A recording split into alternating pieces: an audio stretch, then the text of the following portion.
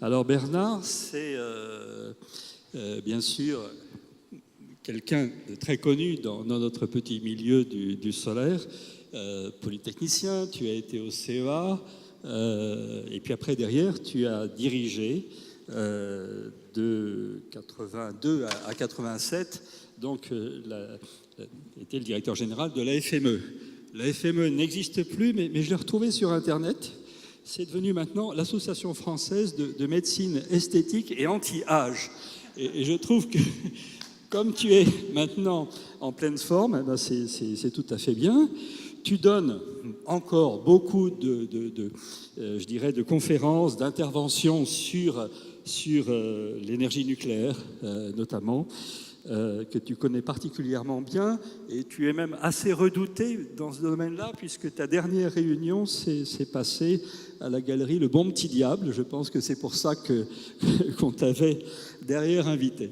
Et puis pour finir, avant de te laisser la parole, je voudrais dire que tu as aussi fondé avec Benjamin Dessus Global Chance. Et vraiment, je voudrais qu'on remercie et qu'on applaudit à la fois Bernard et Benjamin Dessus, parce que vous avez été vraiment j'ose plus dire nos grands anciens, puisque tu es encore très, très jeune, mais en tout cas des gens qui ont pour nous été véritablement un modèle.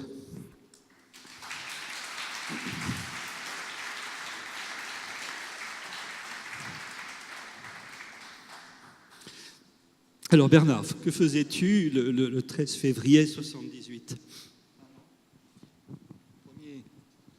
Le 13 février 78, très exactement, je me suis levé assez tard, car c'était le jour, à quelques jours près, où j'ai terminé de travailler au CEA, et où j'avais déjà été permanent syndical, mais au CEA.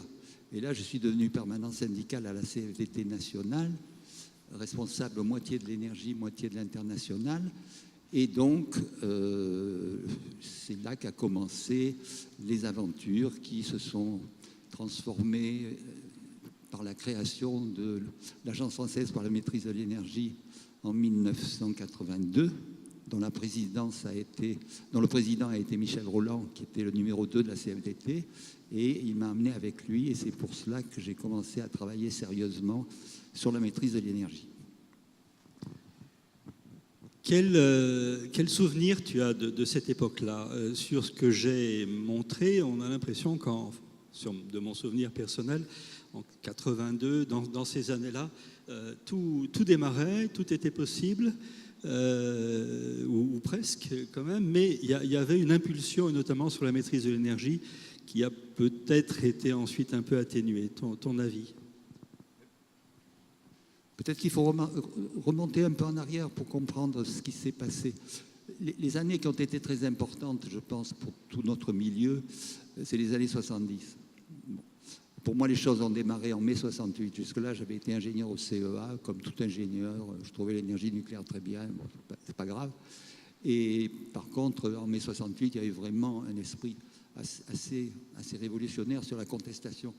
Ça n'avait pas été la contestation du nucléaire, mais la contestation de la hiérarchie, des inégalités, les différences entre les cadres et les non-cadres. Enfin, il y a eu d'ailleurs pas mal de gains dans ces domaines, et en particulier les sections syndicales dans les centres militaires, parce que le CEA avait une très grande partie militaire. Et à partir de là, j'ai côtoyé, grâce à la CFDT, les travailleurs du nucléaire. On a écrit un bouquin qui s'appelait « L'électronucléaire en France », qui vraiment m'a fait changer d'avis. C'est donc au début des années 70 que j'ai changé d'avis sur le nucléaire et que j'ai commencé à travailler sur la prospective énergétique, donc les débuts des travaux à partir de la demande, etc. Et petit à petit de transformer, je dirais, mes connaissances vers d'abord les économies d'énergie, je dois le dire, et ça reste pour moi le pilier, comme tu l'as dit, le pilier principal de la transition énergétique. Je crois que Négawatt a très bien choisi le négawatt. C'est vraiment la clé. C'est la clé. D'ailleurs, la loi transition de 2015 dit réduire de 50% la consommation d'énergie. Et pour moi, c'est la chose la plus importante de cette loi. Et donc, à la fin des années 70, on était assez mûrs pour... du fait de la fusion de l'Agence pour les économies d'énergie et le commissariat à l'énergie atomique avec la FME, on était assez mieux pour mettre le paquet. Et on avait de l'argent sur les économies d'énergie avec le fonds spécial de grands travaux et pour développer, plus que l'avait fait le COMES, qui avait quand même fait du bon travail, mais développer la recherche dans les domaines des énergies renouvelables, plus que les applications. Et il y a eu, ça a été 5 années formidables. 1982-1987, la FME était brillante. C'est embêtant pour la suite, mais comme il y a eu à la fois la coïncidence du contre-choc pétrolier, où le pétrole a baissé, et tous ces imbéciles, au lieu de dire mais profitons qu'il baisse pour mettre le paquet pour que le jour où il montera, on sera prêt, bien entendu, le court-termisme, l'imbécilité générale, le conservatisme et l'incompétence de l'administration, enfin bon, vous connaissez ça. Ça ne s'est pas amélioré depuis. Et donc, en 87, le gouvernement de droite, on a tenu 1 an. L'année 86 a été brillante. À la conférence mondiale de l'énergie à Cannes en 86, la FME a brillé de ses derniers feux, mais ça valait le coup. Et on a été viré en 87, et il y a eu en plus à peu près un tiers du personnel qui a été révoqué, disons. Et alors, à partir de là, ça a été beaucoup plus difficile. Il y a eu la liaison, il y a eu les déchets qui ont été... Donc, la FME est devenue l'ADEME. Il y a eu une période, effectivement, de baisse dans les activités dans le domaine de la maîtrise de l'énergie. Ça a recommencé, heureusement, avec la politique du climat, qui a permis de relancer à la fois les économies d'énergie et les énergies renouvelables. Mais donc, la période, si vous voulez, grosso modo, pour nous, pour moi, tel que je l'ai vécu, 68-86 a été une période extraordinaire d'invention, de débats d'abord pour les alternatives dont je viens de parler et contre l'énergie nucléaire. C'est-à-dire, dans les années 70, il y avait des bagarres extrêmement dures, y compris pour la Nouvelle, qui n'est pas loin d'ici, pour essayer d'empêcher ce programme fantastique, et les bagarres sur Superphénix, etc. Et en parallèle, la proposition des alternatives. Donc voilà à peu près comment ça s'est passé. Comment tu juges aujourd'hui ce qui se passe sur l'énergie? On va avoir une loi très importante sur la loi de programmation énergétique qui va de nouveau nous redonner un paysage énergétique sur les 10 ans qui viennent. Comment tu sens les choses? Bon, d'abord, j'ai trouvé que la loi de 2015, la loi sur la transition énergétique, c'était pas mal du tout. Je sais bien qu'on critique beaucoup le septennat précédent, c'est à la mode, mais cette loi a été quand même assez remarquable, puisque, je le rappelle, les objectifs correspondent peu ou prou à ce que nous avions défendu depuis des années. Négawatt, Global Chance, les associations, la CFDT, tout ce que vous voulez. D'abord, le plus important pour moi, c'est l'histoire des 50% sur la consommation d'énergie.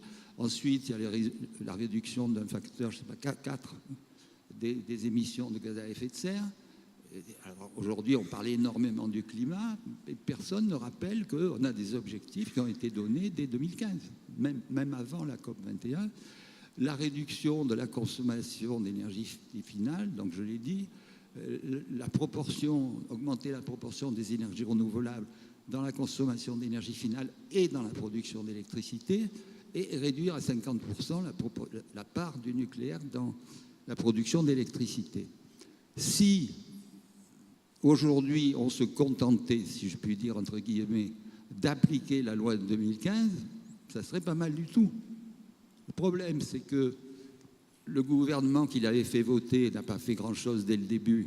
Il avait essayé de fermer Fessenheim. Bon, Fessenheim produit toujours des kilowattheures de plus en plus nauséabonds, mais bon, ils sont là. Et donc, le suivant s'est empressé finalement assez vite de dire qu'atteindre 50% sur le nucléaire, c'était vraiment la fin des haricots, que c'était trop compliqué, qu'il fallait fermer les misérables centrales à charbon qui seraient très utiles pour compenser la pointe, mais qui finalement n'émettent pas tellement de CO2 que ça. Et donc, on a un virage extrêmement inquiétant dans le non-respect de la loi. J'avais fait un papier d'ailleurs en disant même le gouvernement doit obéir aux lois. Ben non. Donc il y a une espèce de dégradation. Je ne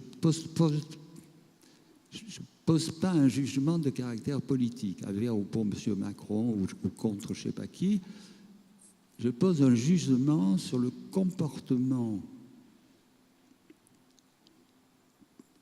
presque sans arrêt mensonger des dirigeants à la fois politiques et de la haute administration. Et ça, c'est un phénomène qui s'est aggravé depuis les années 80. D'une part, l'expression est devenue de la communication. La communication, celle-là, d'Areva ou d'EDF, etc., n'en a rien à faire avec la vérité. Ils sont prêts à vous expliquer que 2 et 2 font 5, que le nucléaire c'est formidable pour le climat, que la sûreté nucléaire c'est parfait, que les ingénieurs d'EDF sont... Enfin, donc on est passé dans un registre de mensonges assez incompréhensible. Plus d'incompétence. Et donc, moi je suis extrêmement inquiet sur la suite, parce qu'ils doivent se faire des choix très rapidement.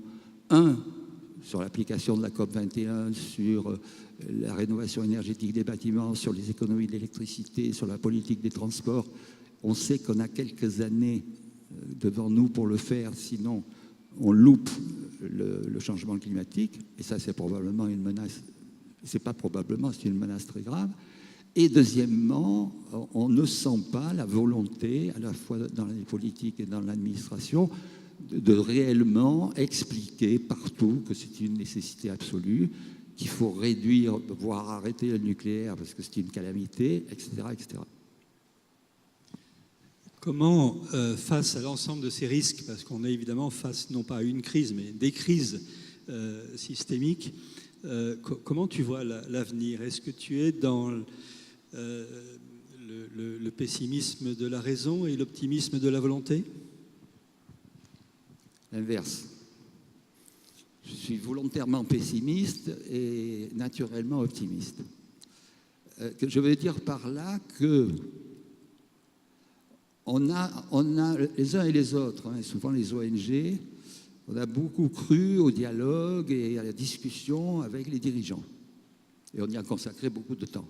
Le Grenelle, etc. Et on s'est rendu compte que les dirigeants, mais pas ceux d'aujourd'hui, je veux dire, c'est assez classique. Hein. Moi, j'ai côtoyé les dirigeants à travers les commissions de l'énergie dès 1973. Donc, c'est vous dire. Et d'ailleurs, entre parenthèses, le 8 de toutes ces dates sont importantes. Moi, mai 68, 40 ans, 78 passages dans la maîtrise de l'énergie, et 2018, 80. Donc, on peut dire que le 8 a beaucoup marqué dans ma vie. Et je reviens donc à cette question. On sait ce qu'il faut faire.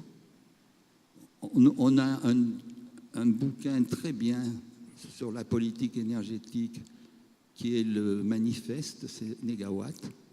Moi, je serais ministre, je dirais, écoutez, de la même façon qu'on avait fait l'électronucléaire en France sur le nucléaire, il y a le scénario Négawatt qui dit à un ministre de l'énergie ce qu'il faut faire.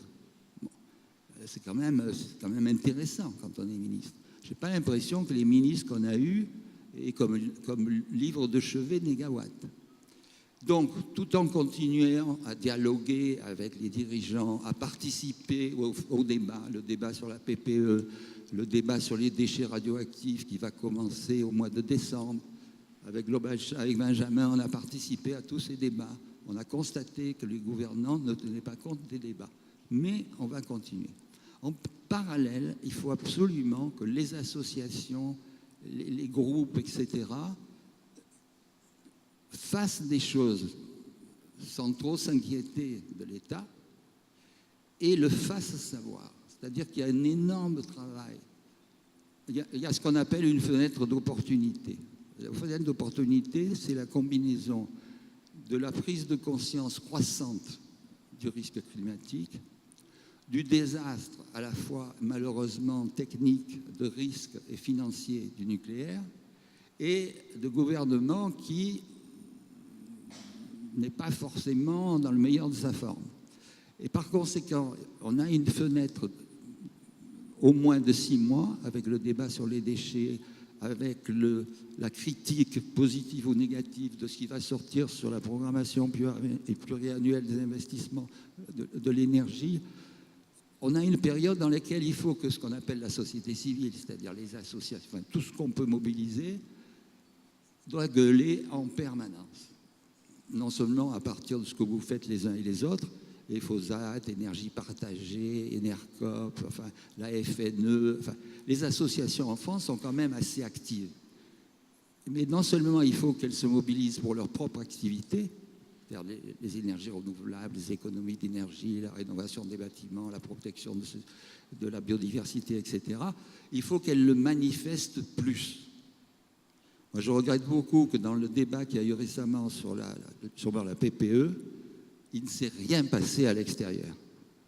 Alors peut-être parce que le mot programmation pluriannuelle de l'énergie, ce n'est pas quelque chose de mobilisateur, mais enfin, c'est dommage qu'en parallèle à ce débat qui était quand même assez médiocre, enfin, qui n'était pas très apparent, ou en tout cas n'était pas très visible, et qu'il n'y ait pas eu à l'extérieur tous ces gens qui sont là, hein, plus ou moins, tous ces gens n'aient pas sauté sur l'occasion pour dire nous voulons la transition énergétique, nous voulons l'amélioration des conditions dans lesquelles on peut faire les programmes sur l'habitat, nous voulons des actions sur les transports collectifs, nous voulons qu'on diminue les centrales nucléaires, etc.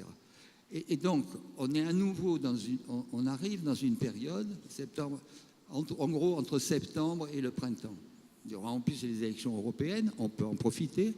Et donc, c'est un appel que je fais de façon très modeste, mais à la mobilisation des ONG sur ces questions, non seulement dans la défense de leur propre travail, et trouver des sous, etc., mais aussi dans la manifestation vis-à-vis du public de ce qu'elles font, de la nécessité d'avoir des soutiens, que ce soit au niveau de l'État, mais aussi au niveau des collectivités locales et des régions. Donc c'est un discours, si vous voulez, par rapport à ta question, que je voudrais très politique, et pas du tout de vous dire pour qui il faut voter pour les européennes, parce que là, vraiment, je ne sais pas qui. Merci infiniment Bernard.